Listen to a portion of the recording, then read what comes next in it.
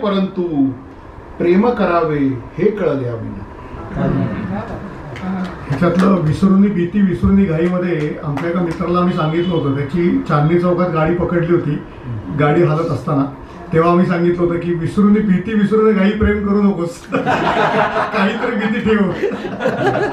काही गोष्टी कवितेतच चांगल्या वाटतात, प्रत्यक्षात आणून घेतात. ॲनिमेशन काढा, लोकांच्या समोर प्रसंग उभा नका करू. पुढे जाऊया. तर आयुष्यात आपल्यात अनेकदा संकटकाळी प्रसंग येतात. आयुष्य आपल्याला कायमच असे प्रश्न विचारत असतं, तर त्याला कसं उत्तर द्यायचं हे विंदांनी या कवितेत सांगितले. ऐकूया. आयुष्याला द्यावे उत्तर. असे जगावे दुनियेमध्ये, असे जगावे दुनियेमध्ये, आव्हानांचे लावून अत्तर. नजर रोखली नजरेमध्ये, आयुष्याला द्यावे उत्तर. नको गुलामी नक्षत्रांची, नको गुलामी नक्षत्रांची, भीती आंधळी तारांची. आयुष्याला भिडतानाही चैन करावी स्वप्नांची. असे दांडगी इच्छा ज्याची, मार्ग त्याला मिळती सत्तर.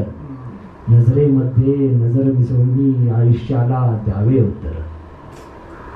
पाय असावे जमिनीवरती, पाय असावे जमिनीवरती, कवेत अंबर घेताना.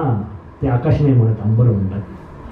पाय असावे जमिनीवरती, कवेत अंबर घेताना. हसू असावे ओठांवरती, काळीज काढून देताना. संकटासही ठणकावून सांगावे, आताच ये बेहत्तर. नजर रोखली नजरेमध्ये, आयुष्याला द्यावे उत्तर. करून जावे असेही काही, दुनियेतून या जाताना. करून जावे असेही काही, दुनियेतून या जाताना. गहिवर यावा जगास साऱ्या, निरोप शेवटचा देताना. म्हणजे शेवटी काय आपली कीर्तीच मागे राहिली पाहिजे. म्हणजे भाऊसाहेब पाटणकर म्हणतात, हेही तुला का सांगावयाला लागते, मेल्यावरी जगण्यास वेड्या खूप कीर्ती लागते. तर तसंच आहे. करून जावे असेही काही, दुनियेतून या जाताना. गहिवर यावा जगास साऱ्या, निरोप शेवटचा देताना.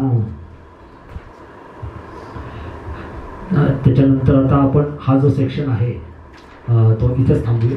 त्याच्यानंतर आपण पुढे जाऊया. खरं तर किती घ्यावं किती नाही असं प्रत्येक कवीच्या बाबतीत आहे, पण थोडेसे मर्यादा असल्यामुळे वेळेची मर्यादा आहे. तर आता आपण पुढच्या कवींकडे जाऊया. तर माझा मराठाची बोलू कौतुके, परी अमृतातेही पैजा जिंके. ऐसी अक्षरे रसिके मेळवी. सुमारे 750 वर्षापूर्वी ज्ञानेश्वर माऊलींनी मराठीचं असं कौतुक केलं होतं. पण जर आत्ताच्या पिढीला विचारलं किंवा आपल्या पिढीला विचारलं तर मराठीचं भाषागीत कुठलं? जसं राष्ट्राचं राष्ट्रगीत असतं, कल्पना करा भाषेचं जर भाषागीत असेल, ज्याला याचं मराठीत अँथम असं म्हणतात, तर ते कुठलं असेल? तर एकच उत्तर येईल, लाभले यमास भाग्य बोलतो मराठी, जाहलो खरेच धन्य ऐकतो मराठी. धर्म जात पंथ एक मानतो मराठी, एवढ्या जगात माय मानतो मराठी. अर्थात कविवर्य सुरेश भट त्यांची रचना आहे. आणि आपण आता सुरेश भटांच्या काही कविता बघूया इकडे. तर ही जी कविता आहे लाभले आम्हास भाग्य, ही त्यांनी त्यांच्या वयाच्या 25व्या वर्षी लिहिली होती. आणि ते तेव्हा संयुक्त महाराष्ट्राच्या चळवळीसाठी तुरुंगात होते आणि तिथे त्यांना ही कविता सुचली. आणि अर्थातच त्यानंतर पुढची जवळजवळ 45-50 वर्ष त्यांचा कवितेचा प्रवास शेवटपर्यंत चालत राहिला. त्यांची अनेक काव्यसंग्रहही प्रसिद्ध झाले. पण या सगळ्या प्रवासात त्यांचं मराठीवरचं प्रेम वेळोवेळी दिसूनच येत होतं. जसं ते एका गझलेत म्हणतात, अरे या जिंदगानीची मी कधी काळजी केली, अरे या जिंदगानीची मी कधी काळजी केली, मला सांभाळण्यासाठी मराठी वैखरी होती. आपल्याला माहिती आहे वैखरी वाणी, जी बोलता येते लिहिता येते त्याला वैखरी वाणी म्हणतात. तशी ही आपली मराठी आहे. किंवा ते असे एका ठिकाणी म्हणतात, आसवांनी मी मला भिजवू कशाला, एवढेसे दुःख मी सजवू कशाला. सहाय्य खातो मी मराठीच्या दुधाची, मी दुसऱ्यांचे उंबरे झिजवू कशाला. तर मराठीत गझल अर्थातच रुजवली सुरेश भटांनी, आपल्याला सगळ्यांनाच माहिती आहे. म्हणजे त्याआधी गझल लिहिली गेली नाही असं नाही. माधव ज्युलियन वगैरे नवकिरण मंडळ त्यांनी ती प्रयत्न केला, पण ती गझल बऱ्यापैकी अनुवाद किंवा उर्दूतली प्रतीक विषय वापरून केलेली गझल होती. खऱ्या अर्थाने मराठी प्रतीक वापरून केलेली गझल ही भटांनी सुरू केली. आणि मी मराठी प्रतीक याचं एकच उदाहरण देतो, फार नाही बोलत. त्यांनी मला सांगितलं की त्या सेक्शनमध्ये मी जास्त बोलायचं नाही आहे, कारण ही आपली मर्मबंधातली ठेव आहे, त्याच्यामुळे मी बोलतच राहू शकतो. तर एकच सांगतो, मराठी प्रतीक काय असतात. माझियासाठी जगाचे रोज जाते घरघरावे, माझियासाठी जगाचे रोज जाते घरघरावे, भोगीन मी ते जनाईचे असावे. आता जो मराठी नाही त्याला जातेही कळणार नाही, जनाई पण हेही कळणार नाही. त्यामुळे हे सुरेश भटांचं कॉन्ट्रीब्युशन आहे. तर आपण सुरेश भटांची एक गझल ऐकूया, खूप सुंदर गझल आहे, आणि मग पुढे जाऊया. सुरेश भट ही खरं तर आमच्या सगळ्यांच्याच आणि आपल्या सगळ्यांच्या मर्मबंधातली ठेव आहे. अगदी बरोबर सांगितलं तुम्ही. आणि त्यामुळे त्यांचा विषय इंटरप्ट करतो. इतके आपले सगळे मित्र इतके चांगले आहेत आणि रसिक. माझा आता प्रशांत म्हणून मित्र आलाय, त्याच्या कायम स्टेटस एकदाही मी बदललेलं बघितलं नाही. मध्यरात्री हिंडणारा सूर्य मी, असे सगळे रसिक लोक आहेत. माणसांच्या मध्यरात्री हिंडणारा सूर्य मी, माझियासाठी न माझा पेटण्याचा सोहळा, रंगुनी रंगात साऱ्या रंग माझा वेगळा, गुंतुनी गुंत्यात साऱ्या पाय माझा मोकळा. क्या वाटतं? तर अशीच भटसाहेबांची गझल म्हणल्यानंतर गझलेमध्ये आपल्याला सगळ्यांना माहिती आहे, गझलेमध्ये सगळ्यात महत्त्वाचं जे आहे ते म्हणजे शब्दांचं वजन. आणि शब्दांचं वजन, शब्द कुठे कसे पेरावेत, कशी रचना करावी. मला वाटतं मराठीमध्ये हे सुरेश भट साहेबांनी इतकं क्वचितच कोणाला जमलं असेल. कारण दुसऱ्या कोणाला जमलं नाही असं म्हणून त्यांचं आव्हान मी करू इच्छित नाही, पण क्वचितच कोणाला जमलं असेल हे मात्र आपल्या सर्वांना मान्य व्हावं. ही जी गझल आहे यात तुम्हाला ते अनुभवायला मिळेल. तर गझल म्हणजे असं असतं की 2-2 ओळींचे शेर असतं, आणि नॉर्मली दुसऱ्या ओळीत समस्यापूर्ती असते, आणि असंही असतं की दुसरी ओळ म्हणल्यानंतर तुम्ही दाद द्यायची असते. त्याला गझल असं म्हणतात. आपण आणि ते सांगायची गरज पडणार नाही, कारण भट साहेबांचे शब्दच तसे. हे मी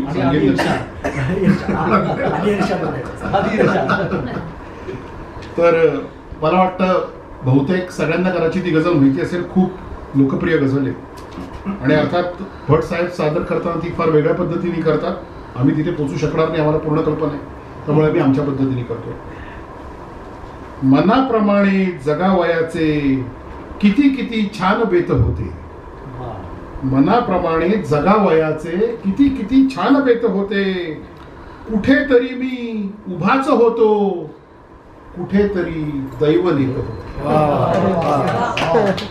वसंत आला पुढे, वसंत आला पुढे, तरीही सुगंध मी घेतलाच नाही.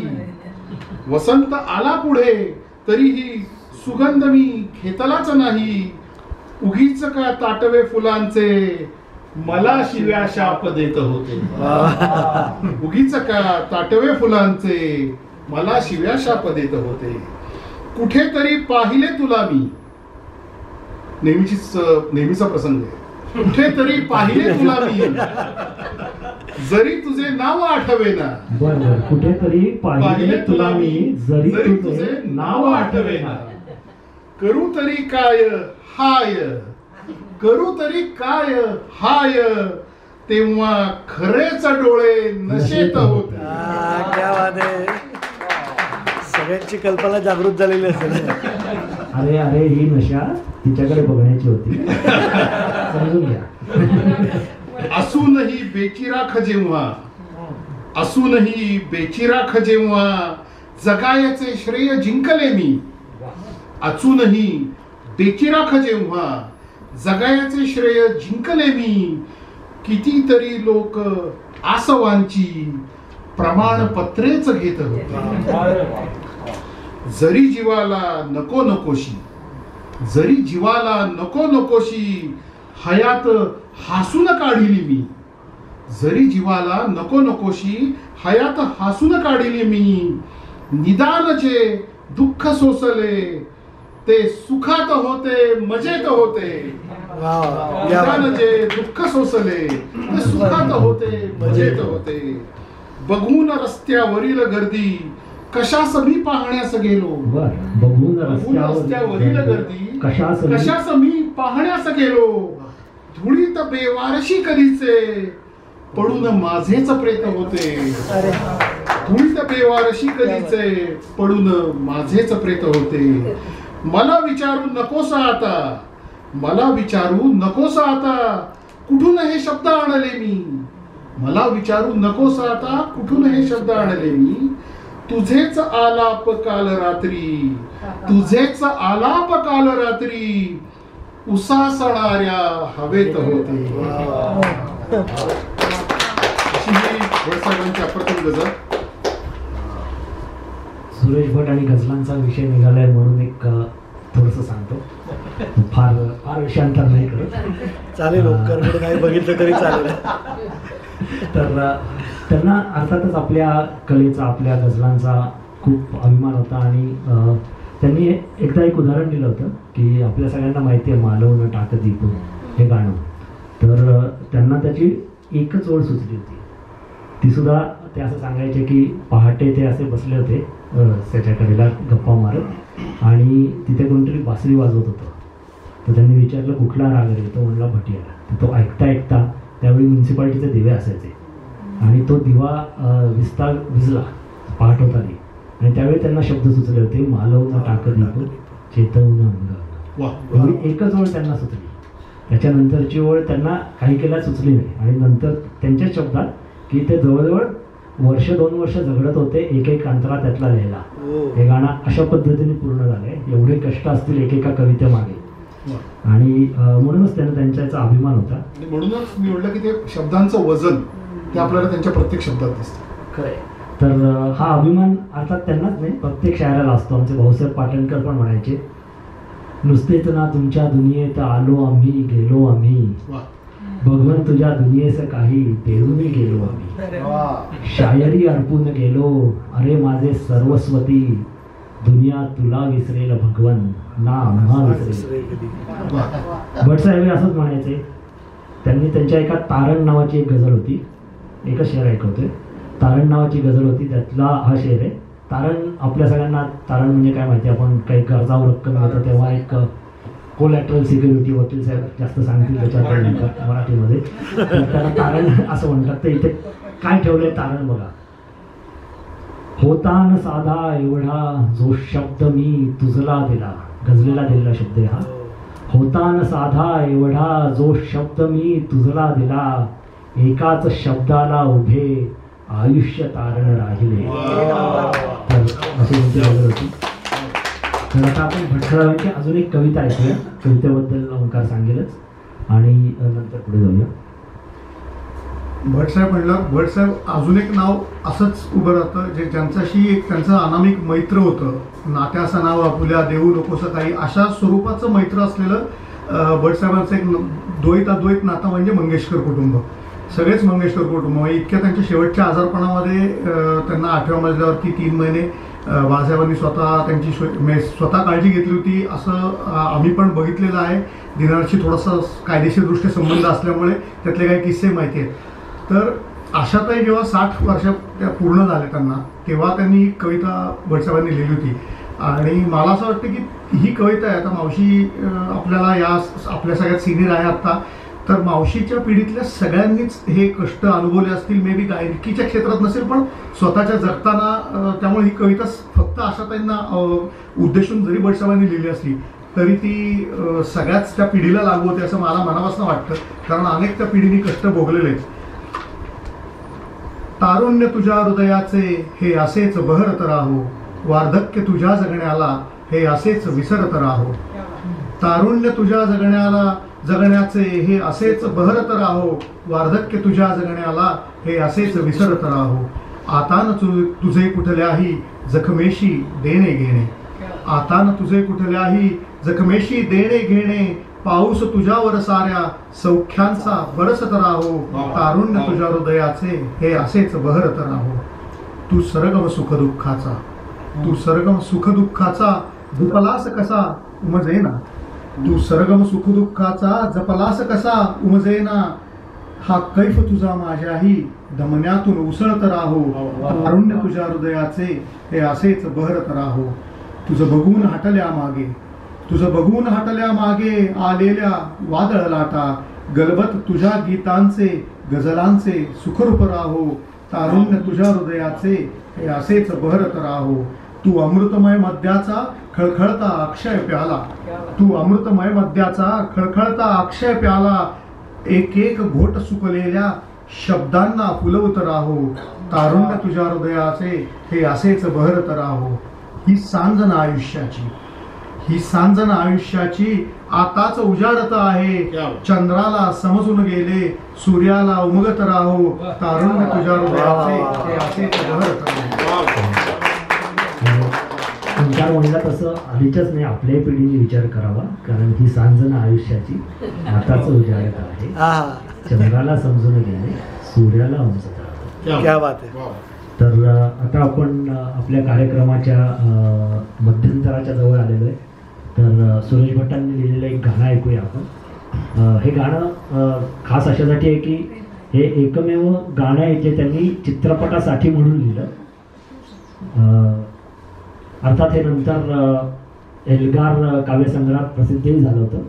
तर हे गाणं आपल्या सगळ्यांनाच माहिती आहे, मी काय त्याच्याबद्दल फार काही सांगत नाही. फक्त त्यातल्या एकच कडवं सांगतो जे गाण्यात आलं नव्हतं, जे मूळ कवितेत होतं. उगाच देऊ नकोस हाका, उगाच देऊ नकोस हाका, कुणी इथे थांबणार नाही.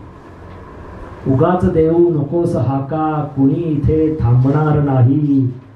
गडे पुन्हा दूरचा प्रवासी कुठेतरी दूर जात आहे. सुन्या सुन्या मैफिलीत माझ्या तुझे संगीत गीत गात आहे. वा. याच्यात मुद्दाम आम्ही असं ठरवलं होतं की कुठलंही संगीत वापरायचं नाही, कारण संगीताकडे लक्ष जातं. मंगेशकरांसोबत संगीत सुद्धा इतकं प्रभावी आहे, त्यामुळे मग असं ठरलं की अश्विनी फक्त तानपुराच्या वेळेसवर सादर करेल, कुठलाही ट्रॅक नसेल. वा.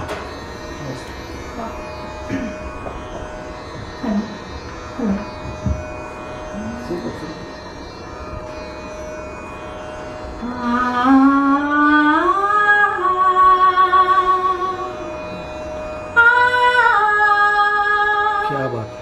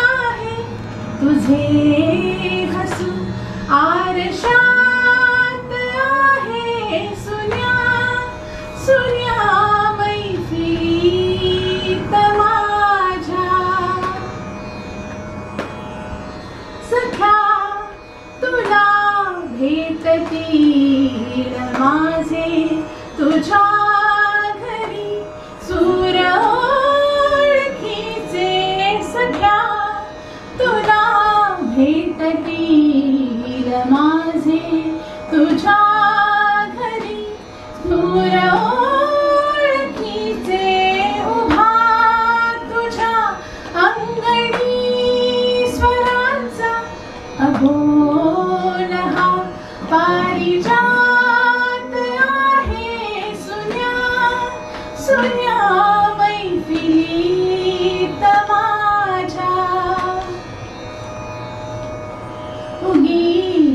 स्वप्नात सावऱ्यांची कशास केलीस आज वे तू उगीच स्वप्नात सावऱ्यांची कशास केलीस आज वे तू दिलेस का प्रेम तू कुणाला तुझ्याच जे अंतरात आहे सुन्या सुन्या मैफिलीत माझ्या तुझेच मी गीत गात आहे अजूनही वाटते मला की अजूनही चांदरात आहे सुन्या सुन्या मैफिलीत माझ्या.